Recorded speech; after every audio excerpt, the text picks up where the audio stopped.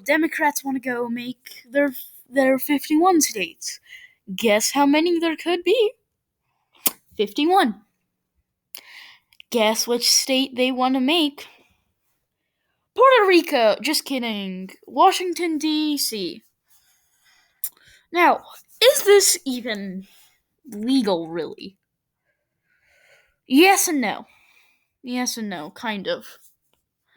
So, the no part is that you can't make Washington, D.C. a state. Washington, D.C. is federal land, and long story short, bunch of mutineers stormed Congress demanding payment, and well, the state government wouldn't do anything about it, so they decided to create this thing called federal land, where Congress or the federal building takes care of security itself, and they have different laws, police enforcement, and things like that. So, basically, in some so some time ago, it wasn't allowed for people who lived in the district to vote on the president, do things like that. But then it all changed when the 23rd Amendment came along, saying, actually, yeah, people in DC could. Sorry. So, yeah.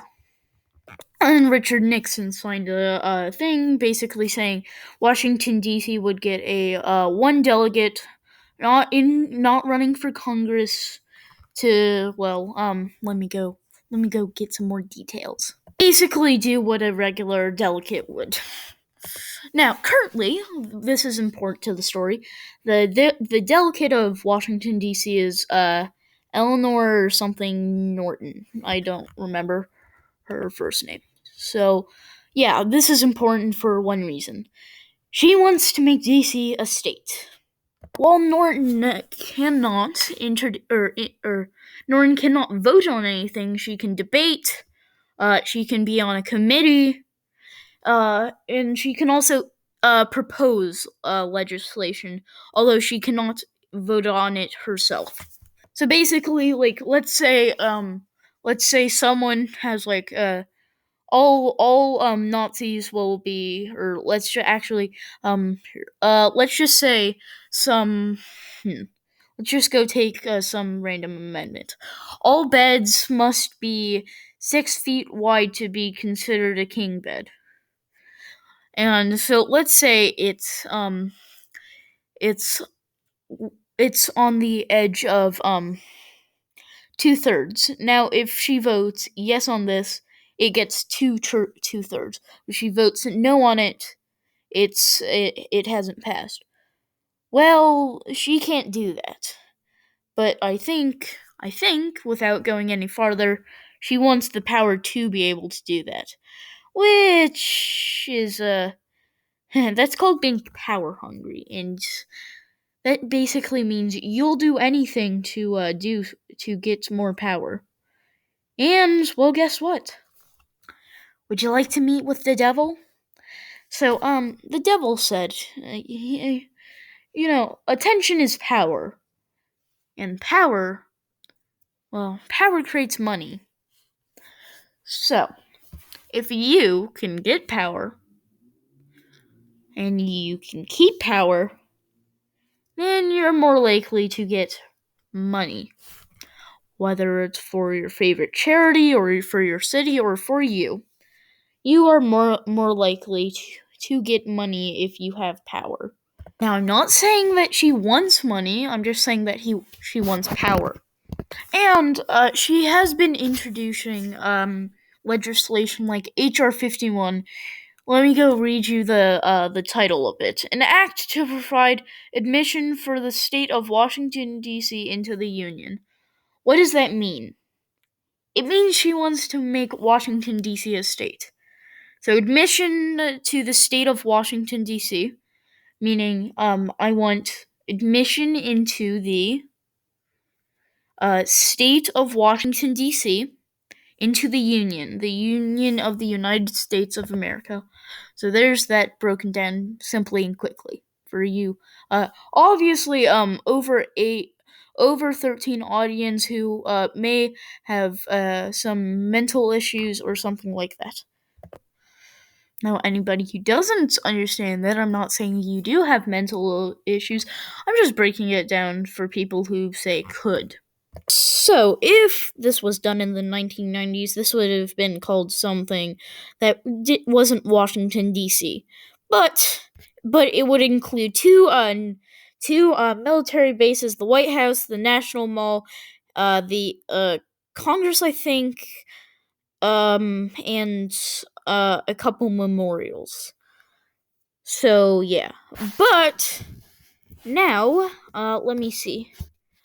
It doesn't include the National Mall, and it doesn't seem to include anything but the White House and the Abraham Lincoln, Abraham,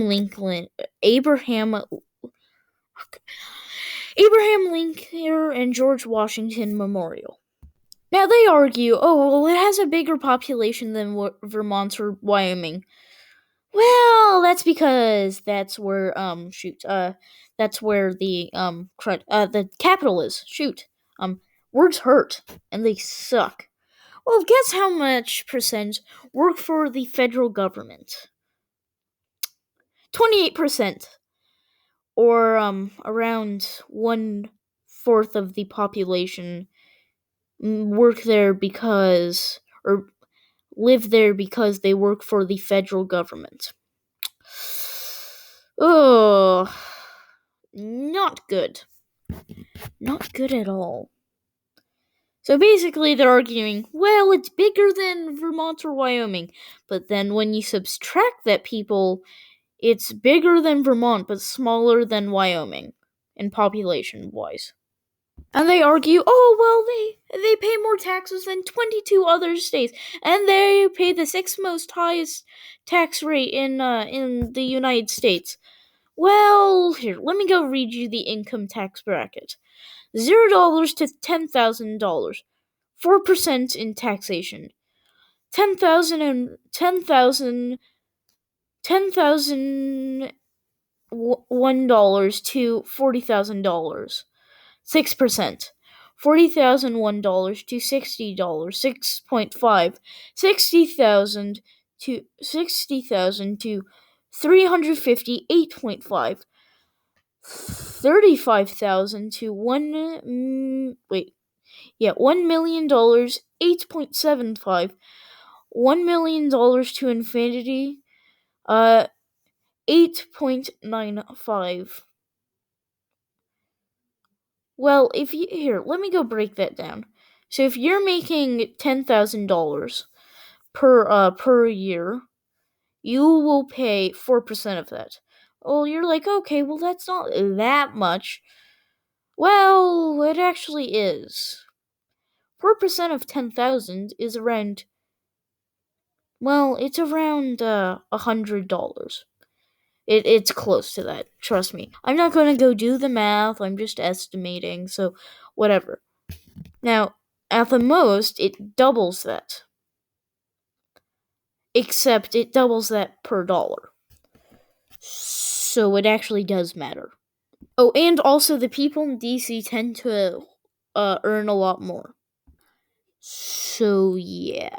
Also, I thought Democrats were all for, paying their fair share of taxes. Now that it comes to them, they're like, the taxes need to be lower. But apparently, when it comes to them, they should have lower taxes. So, I thought they were all about paying their fair share. I'm confused.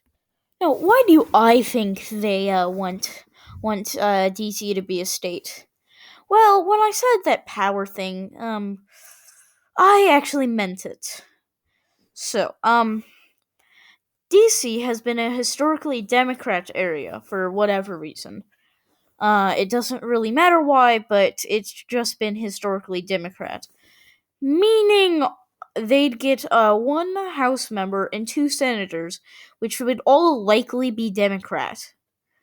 So that's, in my opinion, the biggest reason for them to want a DC as a state.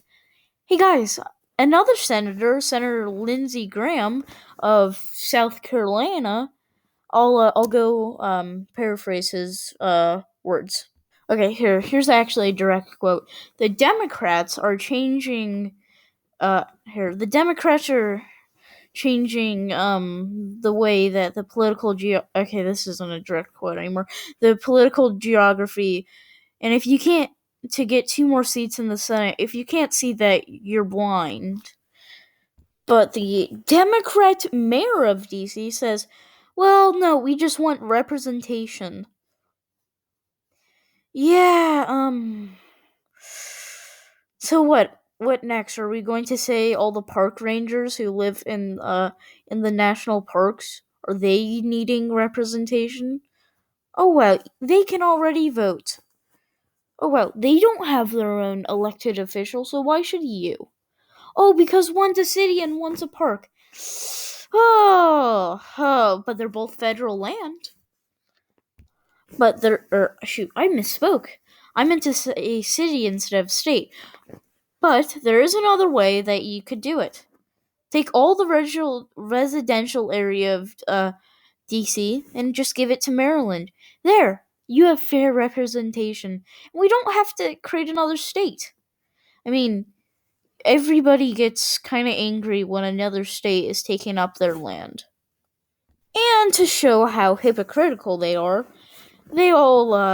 want DC as a state. Here is the DC House the House Majority Leader saying, "I'm a strong believer in HR 51 because DC deserves statehood." I'll continue more after this short commercial break. Have you ever, felt like this video has already been over 10 minutes, but you're just stretching it for 5 seconds or more for no apparent reason? Yes? Then try skipping ahead. And now back to your regular news program or thing. I don't know what it is. Oh, hey guys. So remember that guy who was a strong supporter of the DC 51?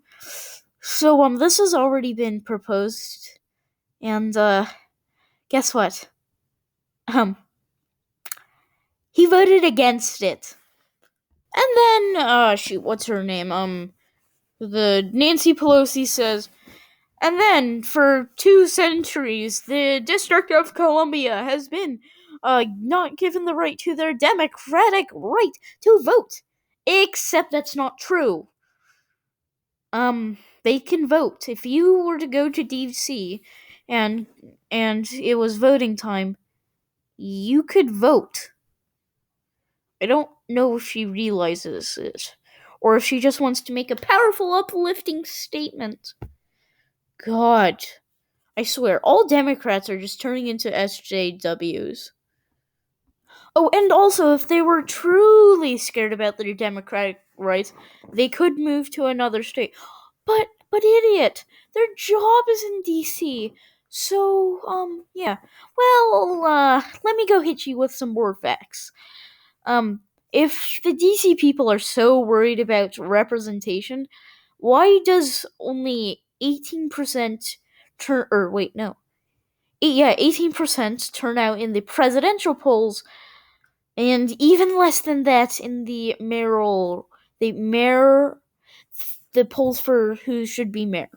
So the statehood bill passed in it passed in the House, but Senate Majority Leader Mitch McConnell is probably not going to let it even get to the House Senate floor, let alone, actually get the 60 votes, or House floor, Senate floor, let alone get the 60 votes needed to actually pass it. So, yeah. Ooh, but, so the president says if it gets to his desk, DC should become a state, he will veto it, making the process redo all again. But Vox.com says, oh, well, it only takes one presidency to change that. Wait a second. You remember that Maryland donate I skipped that, didn't I? So Maryland and Virginia donate some land to create a federal government. Then Virginia wanted its land back, so now it's only the Maryland portion of it.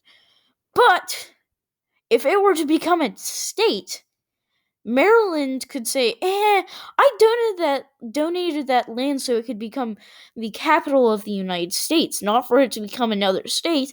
And they could probably recall it back, making DC as a state. Wah wah, not possible. But you're saying, well, fair representation. Guess what? DC will get to vote under Maryland. Oh, wow. And then Maryland can enjoy that sweet income tax. And also be, the state that owns the state capital. But DC is also federal lands, making it not a state.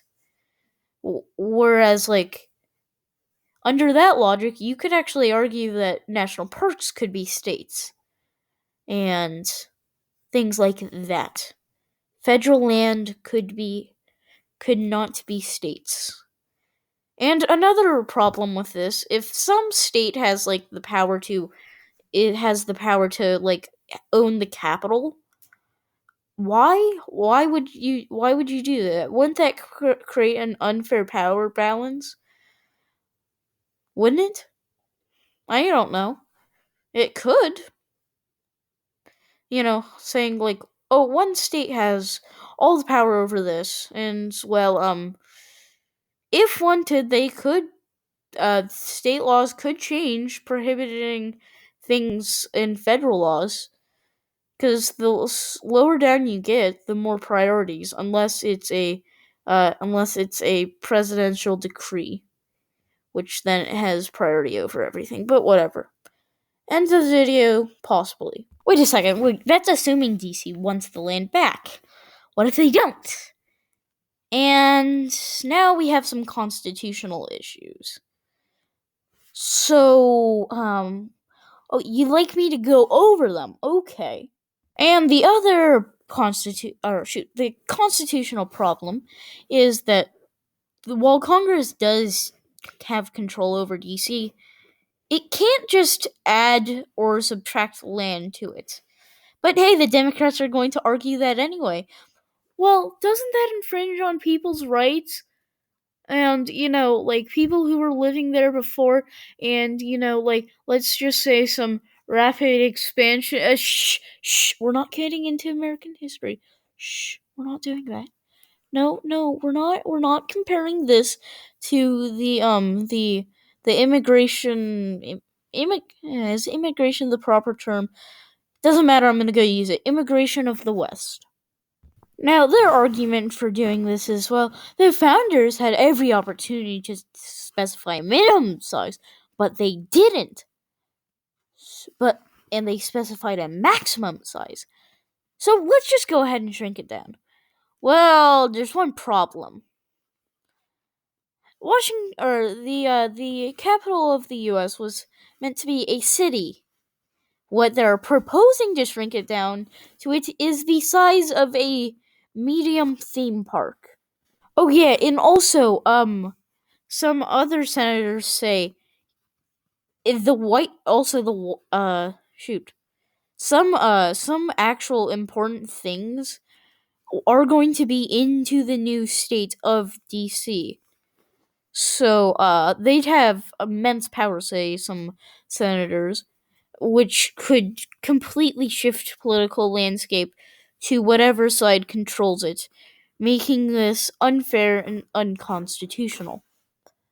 Okay, so that's the end of this video. Bye.